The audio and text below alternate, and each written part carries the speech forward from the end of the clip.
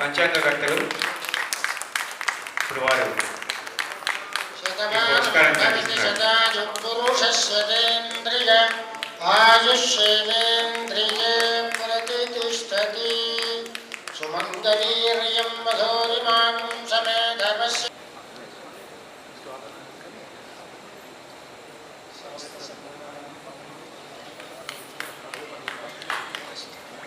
సేవారంగం నుంచి శ్రీ రమేష్ శ్రీమతి చిన్న కరెక్షన్ ఉంది.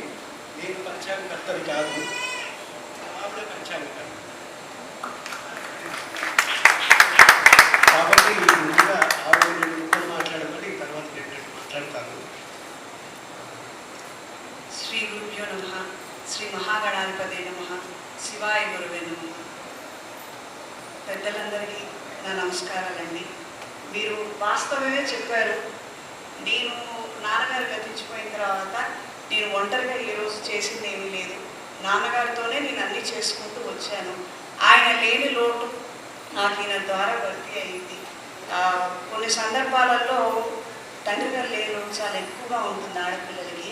ఆ సమయంలో సగం పని చేసి నేను వదిలి వెళ్ళిపోతే మిగతా పని వారు చేసేవారు.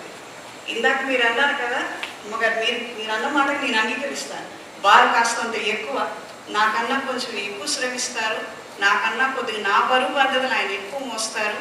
కాబట్టి మీరు అందరూ చెప్పింది వాస్తవమే. నా విషయంలో ఆయన బరువు బాధ్యత ఎక్కువ తీసుకుంటారని నేను భావిస్తాను. భార్యాభర్తలు అందరూ కూడా చక్కగా కలిసి ఉండాలి.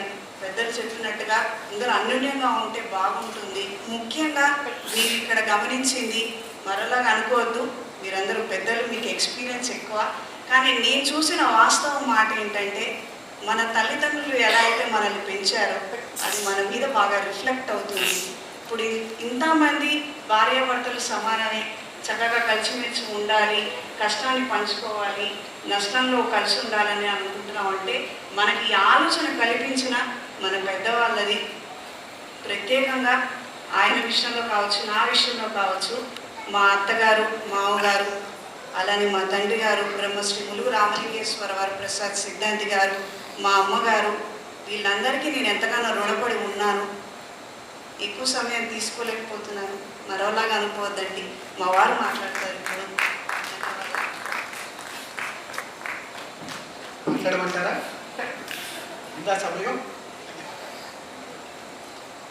సభకు నమస్కారం. ముందుగా ఈ జన్మనిచ్చిన నా తల్లిదండ్రులకు ఆదరణ.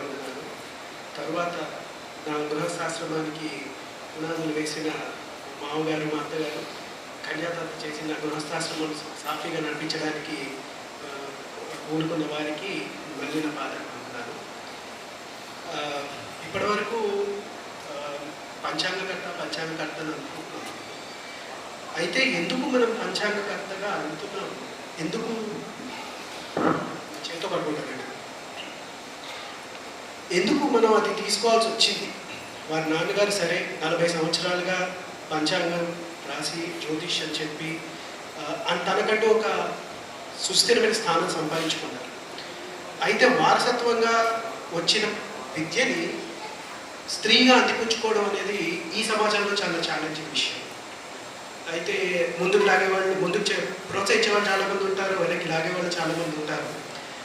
కానీ దాని ఒక ఛాలెంజ్గా తీసుకొని వారు కూడా ప్రోత్సహించి అమ్మాయిని శిక్షణ ఇచ్చి ముందుకు నడిపించినందుకు వారికి నిజంగా హ్యాట్స్ ఆఫ్ చెప్పాలి. దాన్ని అందుకుని ఈవిడ ముందుకెళ్ళినందుకు ఈవిడికి నా అభినందనలు. అయితే వారు పోయిన తర్వాత మాకు ఈ స్థాయికి చేరడానికి కష్టాలు చాలానే పడ్డాం. ఏంటంటే ఒక పెద్ద మనిషి రాలిపోయిన తర్వాత ఏమవుతుందంటే వారి చుట్టూ అప్పటి వరకు 40 సంవత్సరాలుగా ఉన్న సన్నిహితులు, స్నేహితులు, మంచివారెవరో చెడ్డవారెవరో అప్పుడప్పుడే బయటపడిపోతూ ఉంటారు. వారు ఒక్కసారి బయటికి వెళ్ళగానే పరమపదించిన తర్వాత ఈవిడ గారి రంగంలోకి రాగానే అందరి రంగులు బయటపడ్డారు. So we started from ground zero.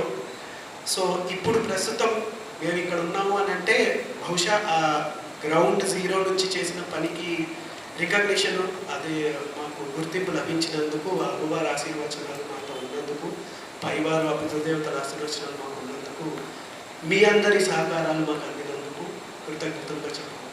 Thank you so much. ధన్యవాదాలు. కాస్త ఇంగ్లీష్ పదాలు ఎక్కువ పడితే క్షమించండి, తెలుగులో ఎక్కువ మాట్లాడడానికి ప్రయత్నిస్తాం. ధన్యవాదాలు.